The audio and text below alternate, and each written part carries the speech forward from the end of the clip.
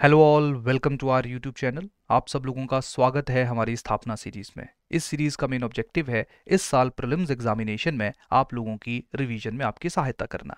आज हम लोग डिस्कस करेंगे मॉडर्न इंडियन हिस्ट्री का एक बहुत important topic, that is important personalities of modern India. ये इस टॉपिक के ऊपर हमारा थर्ड लेक्चर है। इससे रिलेटेड जो दो ऑलरेडी लेक्चर्स हम लोगों ने डिस्कस किए हैं, उनसे रिलेटेड वीडियो लिंक्स आप लोग डिस्क्रिप्शन बॉक्स में देख सकते हो। आज जिन इंपॉर्टेंट पर्सनैलिटीज़ के बारे में डिस्कस किया जाएगा उनमें सबसे पहले है महात्मा गांधी, सेकंड है एनी बेसेंट एंड थर्ड है बंकिम चंद्र चट्टोपाध्याय। ध्यान रखिए, इन तीन पर्सनैलिटीज़ के ऊपर सबसे पहले हम 4 एमसीक्यूज डिस्कस करेंगे और उसके बाद जो फिफ्थ एमसीक्यू है वो आप लोगों के लिए थोड़ा सा सरप्राइजिंग रहेगा। क्लियर? तो चलिए उसके बारे में भी देखेंगे जैसे जैसे हम आगे बढ़ते जाएंगे। सबसे पहले हम सबसे इंपॉर्टेंट पर्सनैलिटी महात्मा गांधी जी के बारे में बात करते हैं। जब हम महात्मा गांधी जी की बात करेंगे तो इनके कंट्रीब्यूशन को दो अलग अलग फेजेस में डिवाइड किया जाता है। सबसे पहले इनका जो फाइट था, इनका जो स्ट्रगल था साउथ अफ्रीका में, उनसे रिलेटेड इंपॉर्टेंट इवेंट्स को आज के लेक्चर में डिस्कस करेंगे। और उसके बाद जब ये इंडिया वापस आएंगे 1915 में, उसके बाद Indian national freedom struggle movement में इनका क्या कॉन्ट्रीब्यूशन है उसके बारे में भी हम विचार विमर्श करेंगे। तो चलिए सबसे पहले महात्मा गांधी जी के बारे में डिस्कस करते हैं कि साउथ अफ्रीका में कौन कौन से इंपॉर्टेंट एस्पेक्ट्स हैं जो हम लोगों ने ध्यान रखने हैं या मेमोराइज करने हैं। सबसे पहले देखिए, साउथ अफ्रीका में महात्मा गांधी का जो टाइम पीरियड कंसीडर किया जाता है वो है फ्रॉम 1893 टू 1914। इतने सालों तक ये साउथ अफ्रीका में रहे।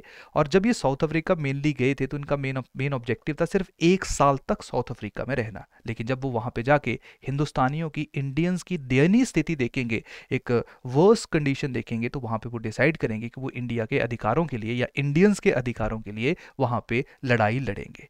तो सबसे पहले जो महात्मा गांधी ने डिसाइड किया, या मैं ऐसा कहूं महात्मा गांधी का साउथ अफ्रीका में सबसे पहला जो स्ट्रगल था वो था अगेंस्ट डिसएनफ्रेंचाइजमेंट बिल 1894।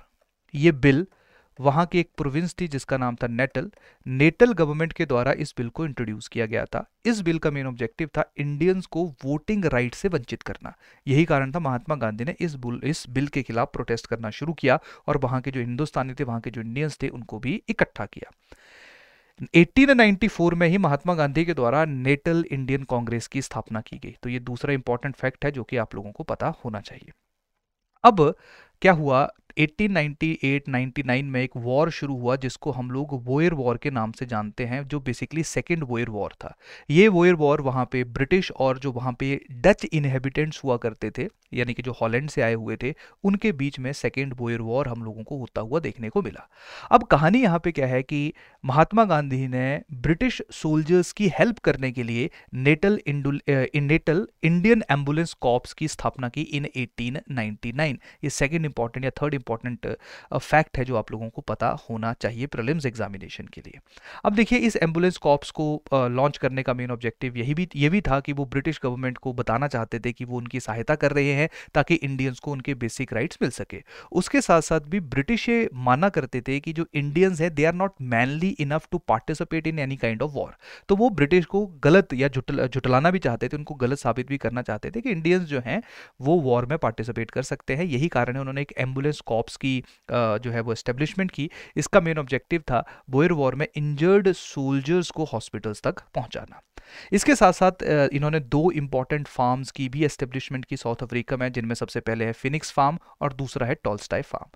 इन फार्म्स का मेन ऑब्जेक्टिव क्या था, जहां ताकि वहां पे पूरे के पूरे जो इंडियन कम्युनिटी है वो एक जगह के ऊपर रह सके, एक दूसरे को सपोर्ट कर सके। तो कहीं ना कहीं community building, self reliance, clear, और उसके साथ साथ ब्रिटिश गवर्नमेंट के ऊपर लेस डिपेंडेंसी इन फार्म्स को एस्टेब्लिश करने का मेन ऑब्जेक्टिव था। अब महात्मा गांधी जब तक नेटल में रहे तो उन्होंने देखा, या उनका जो रुख था ब्रिटिश गवर्नमेंट के लिए वो बहुत ज़्यादा फ्रेंडली था। क्लियर, यही कारण था उन्होंने बोयर वॉर में जो वो ब्रिटिश सोल्जर्स की सहायता की। लेकिन जैसे जैसे टाइम बीतता जा रहा था वैसे वैसे महात्मा गांधी को एक चीज़ रियलाइज़ हो रही थी कि ब्रिटिश गवर्नमेंट जो है वो उनकी डिमांड्स को नहीं मान रही है। ज़्यादा प्रॉब्लम हुई, यानी मैं ऐसा कहूँ, जब महात्मा गांधी ने डिसाइड किया कि ब्रिटिश गवर्नमेंट के सामने प्यार से हाथ फैलाने से कुछ नहीं होगा, कुछ स्ट्रॉन्ग मेजर्स अख्तियार करने पड़ेंगे अगेंस्ट ब्रिटिश गवर्नमेंट। वो टर्निंग पॉइंट है Asiatic registration bill 1906। Asiatic registration bill 1906 में जो एशियंस थे, मेनली इंडियन एंड चाइनीज, उनके लिए रजिस्ट्रेशन को जो है या उनकी रजिस्ट्रेशन को कंपलसरी कर दिया गया। और जो रजिस्ट्रेशन कार्ड रहेगा या रजिस्ट्रेशन फॉर्म होगा वो हमेशा उनको अपने साथ कैरी करके रखना है। और अगर किसी के पास रजिस्ट्रेशन फॉर्म नहीं है तो उसके ऊपर बहुत हैवी टैक्सेशन लगाई जाती थी। महात्मा गांधी ने इस बिल का स्ट्रांगली जो है इस बिल को स्ट्रांगली अपोज किया। और उसके साथ साथ 1906 में एक एसोसिएशन की फॉर्मेशन की जिसका नाम था पैसिव रेजिस्टेंस एसोसिएशन। क्लियर? तो ध्यान रखिए कुछ इंपॉर्टेंट फैक्ट्स हैं जो कि साउथ अफ्रीका में महात्मा गांधी जी के साथ रिलेटेड है। उसके बाद महात्मा गांधी 1915 को इंडिया वापस आ गए। और जब इंडिया वापस आए तो इनिशियल स्टेजेस पे उनके जो गुरु थे गोपाल कृष्ण गोखले, उन्होंने कहा कि आपको इमीडिएटली इंडिया के पॉलिटिकल मैटर्स में दखल नहीं करना चाहिए, पहले आप हिंदुस्तान को समझिए। यही कारण है 1915 में महात्मा गांधी आए, लेकिन सबसे पहले किसी सत्याग्रह में, किसी एजिटेशन में, किसी मूवमेंट में उन्होंने पार्टिसिपेट किया। वो थी 1917 में चंपारण के अंदर मूवमेंट। चंपारण अगर मूवमेंट की मैं बात करूं तो यहाँ पे किसानों को फोर्सफुली इंडिगो यानी कि नील ग्रो करने के लिए फोर्स किया जा रहा था by British planters. Mahatma Gandhi ने उनके खिलाफ एजिटेशन किया और महात्मा गांधी चंपारण सत्याग्रह में सक्सेसफुल हुए। उसके बाद इमीडिएटली 1918 में उन्होंने अहमदाबाद में सत्याग्रह किया, जो वहां के मिल वर्कर्स थे उनके इंटरेस्ट को प्रोटेक्ट करने के लिए। और 1918 में ही उन्होंने खेड़ा सत्याग्रह किया, वहां पे जो पीजेंट्स थे, किसान थे, उनके इंटरेस्ट को प्रोटेक्ट करने के लिए। तो कहीं ना कहीं जब महात्मा गांधी हिंदुस्तान वापस आएंगे तो ये 3 इंपॉर्टेंट सत्याग्रह उनके द्वारा किए जाएंगे और तीनों सक्सेसफुल थे। अब यहाँ पे आप लोगों को सीक्वेंस के बारे में स्टेट एग्जाम में पता होना चाहिए, क्योंकि इस तरह की फैक्चुअल इन्फॉर्मेशन हम लोगों को देखने को मिलती है। इसके साथ साथ महात्मा गांधी ने जो इंपॉर्टेंट मूवमेंट्स इंडिया के अंदर लीड की, उनमें सबसे पहले है नॉन कॉपरेशन मूवमेंट, जो 1920 से लेके 22 जो सबसे बड़ी मूवमेंट थी, काफी बड़ा स्केल था इस मूवमेंट का हिंदुस्तान के अंदर। दूसरी थी सिविल डिसोबीडियंस मूवमेंट, जो 1930 से लेके 34 तक महात्मा गांधी ने लीड किया। इसको हम लोग हिंदी में सविनय अवज्ञा आंदोलन के नाम से भी जानते हैं।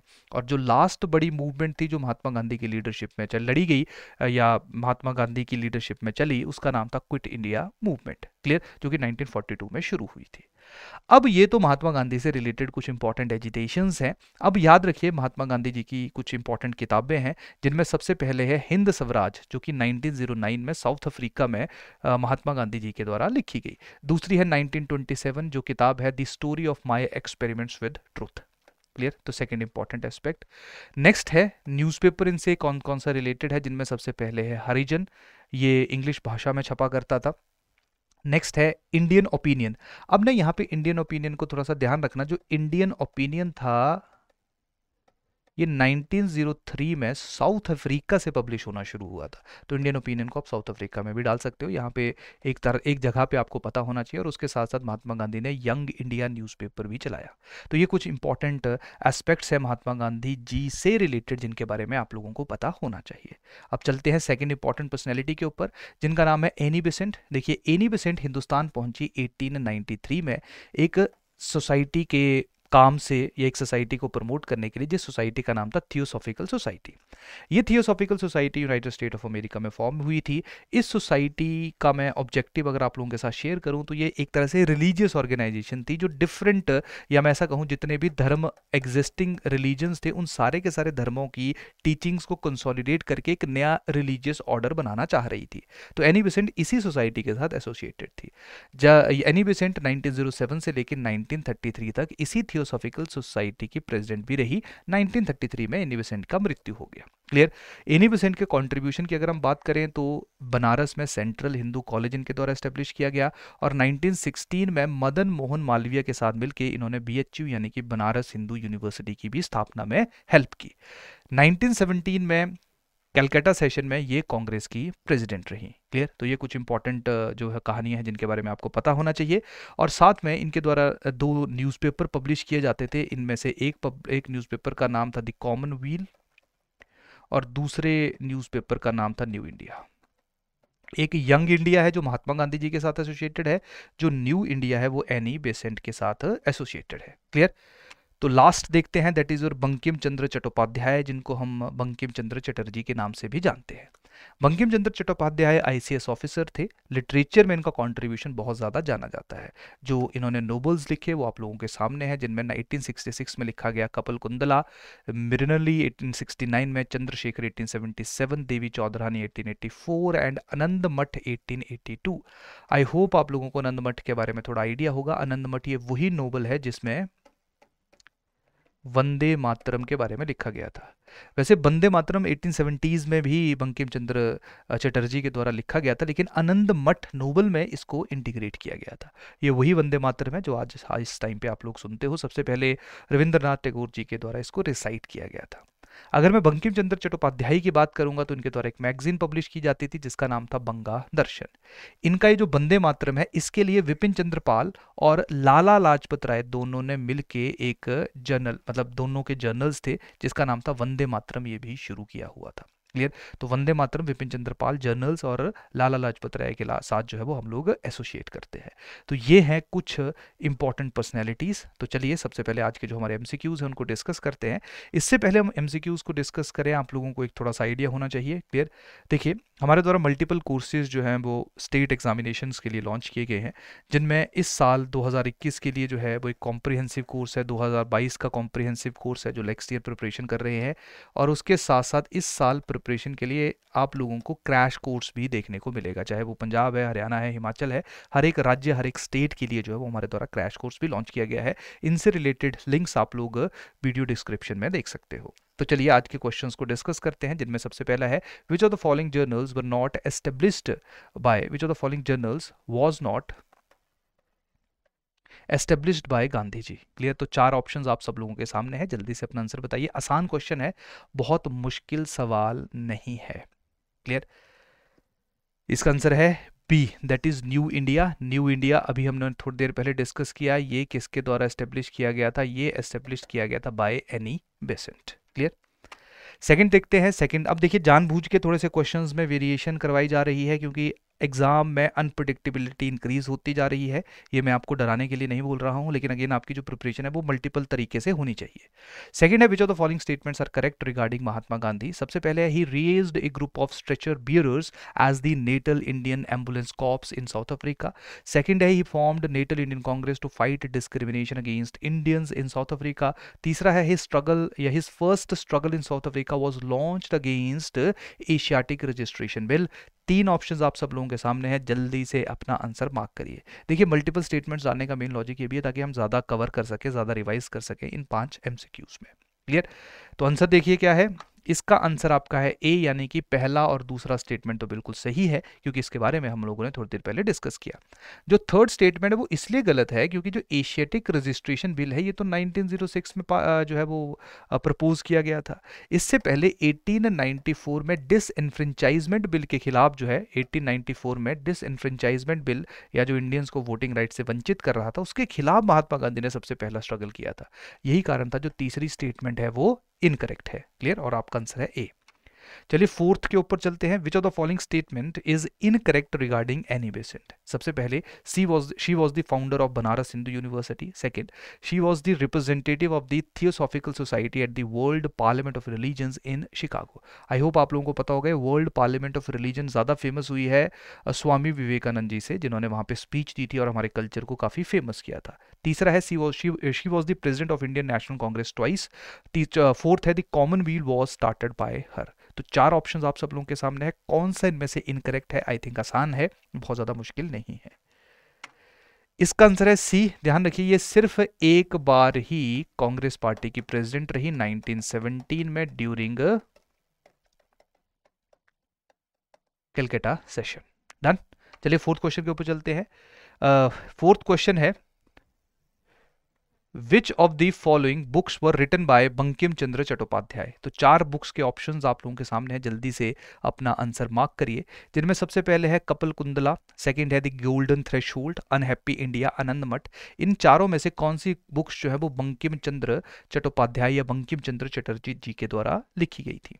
क्लियर? आंसर क्या है इसका? इसका आंसर है सी, यानी कि 1 और 4।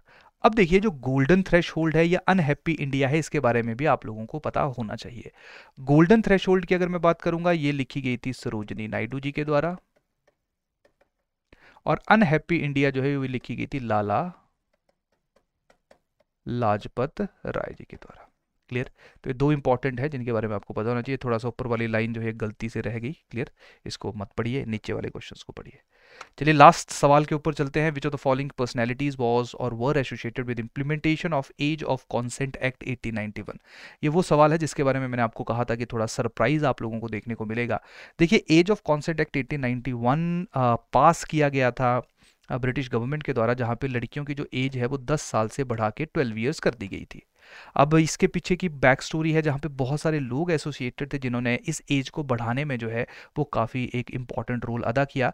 तो ये चार ऑप्शंस इनमें से कौन सा जो है वो ऑप्शन सही है? बहराम जी, मलबरी, उसके साथ आनंदी गोपाल जोशी, रुक्माबाई, इन चारों में से, या अगर तीनों ही इसमें इन्वॉल्व थे तो आंसर जो है वो उसका डी रहेगा। रुक्माबाई फिजिशियन थी, आनंदी गोपाल जोशी फिजिशियन डॉक्टर थी, और बहराम जी मलबरी जो थे ये बहुत बड़े सोशल रिफॉर्मर थे। तो ध्यान रखिए, ये जो इंपॉर्टेंट पर्सनैलिटीज हैं ये तीनों की तीनों मेनली एसोसिएटेड हैं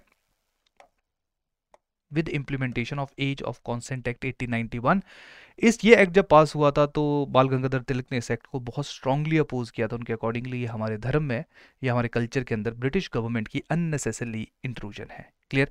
तो ये हैं हमारे 5 इंपॉर्टेंट क्वेश्चंस जो कि हमारी आज स्थापना सीरीज का इंपॉर्टेंट पार्ट थे। अब इन क्वेश्चंस को आप लोग हमारे टेलीग्राम चैनल के ऊपर देख सकते हो। क्लियर? और टेलीग्राम चैनल्स की जो लिंक है वो अगेन डिस्क्रिप्शन बॉक्स में मौजूद है। वहाँ से इन फाइल्स को देखिए, डाउनलोड करिए और रीड एंड रिवाइज करिए। तो इसी के साथ आज की स्थापना सीरीज को मैं कंक्लूड करता हूँ। अगले हफ्ते फिर मिलेंगे, तब तक थैंक यू, धन्यवाद, जय हिंद।